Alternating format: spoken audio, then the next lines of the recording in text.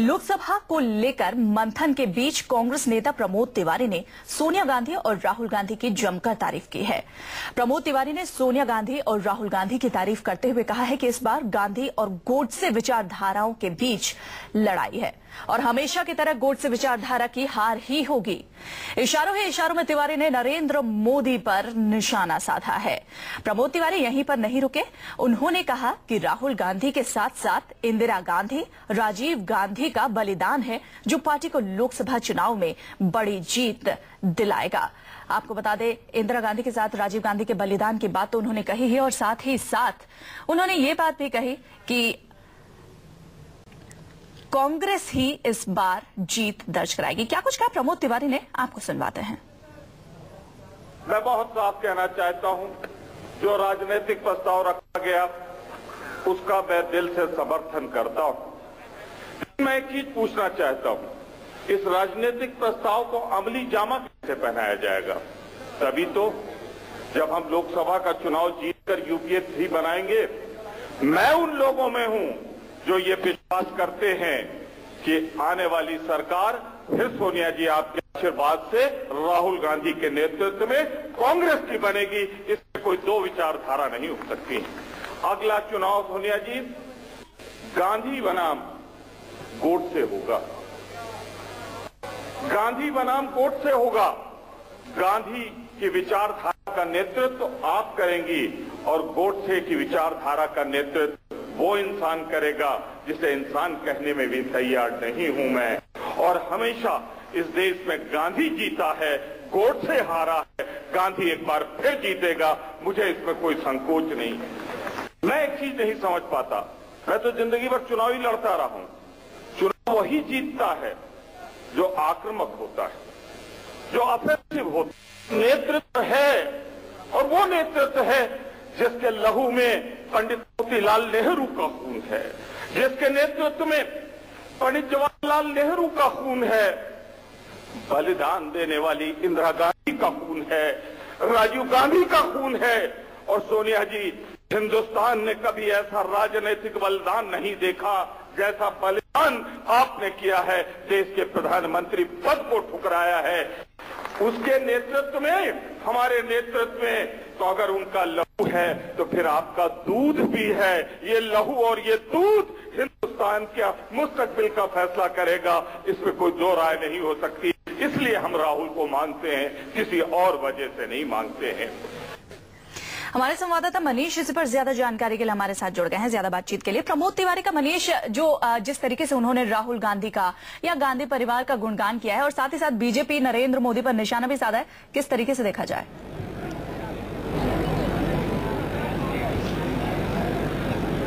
बिल्कुल, देखिए, गांधी भक्ति जो कांग्रेस नेता है उनसे ये बात कहीं से छिपी नहीं है कि अगर यहाँ पे एआईसीसी की मंच है जहाँ पे कांग्रेस अध्यक्ष राहुल गांधी और भी राहुल गांधी जब उनको चुनाव प्रचार अभियान समिति का अध्यक्ष बना दिया गया, और कहीं न कहीं अगर पर्दे के पीछे से देखे, जो नहीं कह रहे हैं लेकिन मान के चले कि कल से लेकर आज तक तमाम नेता ये कह रहे हैं कि कांग्रेस राहुल गांधी एकमात्र नेता है जो अगर कोई प्रधानमंत्री कांग्रेस से होगा तो राहुल गांधी होंगे। तो कहीं न कहीं डिक्लेयर नहीं किया ऑफिशियली, लेकिन ये मान के चले कि राहुल गांधी के नेतृत्व में जो है चुनाव लड़ा जाएगा।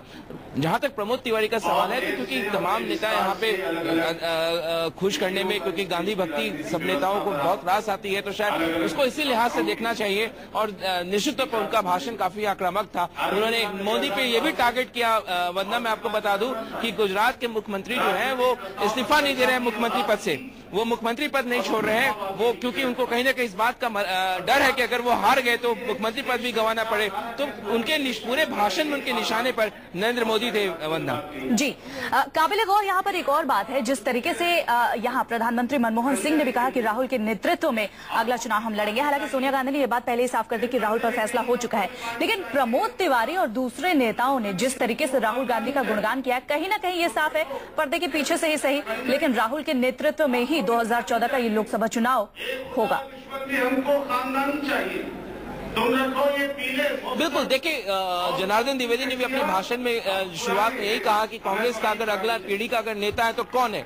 एकमात्र नेता है तो राहुल गांधी है। अगर राहुल गांधी, सभी नेता करें कि अगला प्रधानमंत्री कांग्रेस से कौन होगा, तो सबका जवाब यही है कि राहुल गांधी। तो निश्चित तौर पर चुनाव प्रचार अभियान समिति का उनको अध्यक्ष बना दिया गया। कांग्रेस कहीं न कहीं एक शील्ड देने की कोशिश कर रही है। ये तय है कि 2014 का लोकसभा चुनाव जो है, यहाँ पे मोदी बनाम राहुल होगा। अगर कांग्रेस जिस बैकफुट पे कांग्रेस चल रही है, 10 साल का एंटी इनकम्बेंसी फैक्टर उसके साथ है, अगर कांग्रेस पराजित होती है चुनाव में तो उसका ठीकरा राहुल के सिर न पुड़े। तो यही वजह माना जा रहा है वंदना कि राहुल गांधी को डायरेक्टली राहुल बनाम मोदी लड़ाई से रोकने के लिए ये सब किया गया। लेकिन निश्चित तौर पर अगला जो भी होगा, राहुल को रणनीति बनाने के लिए चुनाव प्रचार अभियान समिति का अध्यक्ष बनाया गया। और आप देखिए, मैं आपको दिखाना चाहूंगा कि थोड़ी देर में यहाँ पे AICC की बैठक वंदना चल रही है, पीछे अभी भाषण चल रहा, और लेकिन थोड़ी देर में यहाँ पे माना जा रहा है कि कांग्रेस उपाध्यक्ष जो है यहाँ पे राहुल गांधी, उनका भाषण थोड़ी देर में यहाँ से शुरू होगा। जाहिर तौर पर उस मंच की तस्वीरें हम आपको दिखा रहे हैं जहां पर थोड़ी ही देर में राहुल गांधी का भाषण शुरू होगा। 3:30 बजे का वो वक्त है जब राहुल गांधी को अपना भाषण देना है,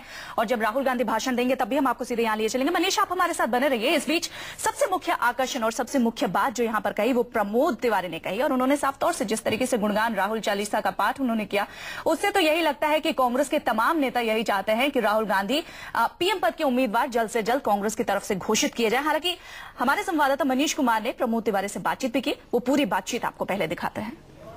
सोनिया गांधी ने अपने भाषण में कहा कि कहीं न कहीं यूपीए आम आदमी की अपेक्षाओं पे खरी नहीं उतर पाई। हमारे साथ बात करने के लिए प्रमोद तिवारी जी हैं, जो वरिष्ठ कांग्रेस के नेता हैं। तिवारी जी, आज कांग्रेस अध्यक्ष ने अपने भाषण में कहा कि कहीं न कहीं सरकार आम आदमी की उम्मीद पर खरी नहीं उतर पाई। ऐसा उन्होंने नहीं कहा, ऐसा उनके दिल की इच्छा है कि आम आदमी को और फायदा मिले। मेरा सवाल है, ये फूड गारंटी जो है, राइट टू फूड, ये किसके लिए है? आम आदमी के लिए। ये राइट टू एजुकेशन किसके लिए? आम आदमी के लिए। राइट टू इन्फॉर्मेशन किसके लिए?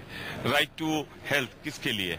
तो आम आदमी की जितनी सेवा कांग्रेस ने की, किसी दूसरे पार्टी ने की। पर सोनिया जी का जहां तक सवाल है, उनके मन में कुछ और होगा, वो कुछ और करना चाहती हैं। पूर्ण बहुमत नहीं था, इसलिए शायद नहीं कर पाई हैं। जिस दिन पूर्ण बहुमत मिलेगा, सोनिया गांधी जी इंदिरा जी की उस इच्छा को पूरी करेंगी जो हिंदुस्तान को बहुत मजबूत और दुनिया की सबसे बड़ी ताकतवर के रूप में देखना चाहती थी। आज तिवारी जी, एक सबसे अहम चीज था कि तमाम डेलीगेट्स मांग कर रहे थे कि राहुल गांधी को प्रधानमंत्री पद के उम्मीदवार के तौर पर प्रोजेक्ट किया जाए, लेकिन कहीं न कहीं मन में एक सबके इस बात को दुख है कि शायद वो कल फैसला ले लिया जाना चाहिए था। देखिए, कांग्रेसमैन बहुत होशियार है, कांग्रेसमैन सब समझता है, कांग्रेसमैन सब जानता है, उसे मालूम है उसका नेता राहुल गांधी है। कोई डिक्लेरेशन हो न हो, हम तो राहुल गांधी को मान के प्रधानमंत्री चलेंगे। लेकिन कहीं न कहीं एक शील्ड देने की कोशिश की गई है, मोदी बनाम राहुल ना हो जाए, उसमें कहीं राहुल पीछे रह जाए मोदी से। देखिए, मोदी तो आगे जा ही नहीं सकता। मोदी खुद बेचारे जानते हैं कि फर्जी सर्वे करा के अगर वो प्राइम मिनिस्टर बनना चाहते हैं, तो हमको मालूम न मालूम, मोदी जी को असलियत मालूम है, और इसीलिए बेचारा इतना डरा हुआ है कि अपना मुख्यमंत्री पद नहीं छोड़ रहा है। क्योंकि ये भाजपा वाले जो है ना, बड़े होशियार होते हैं, उसको बना देंगे प्रधानमंत्री कैंडिडेट, और गुजरात के मुख्यमंत्री पद पर दूसरा कोई काबिज हो जाएगा, इसीलिए इस्तीफा नहीं दे रहा है वो। उसको मालूम है कि प्रधानमंत्री बनना नहीं हो, इसी चक्कर में गुजरात का मुख्यमंत्री पद भी जाएगा।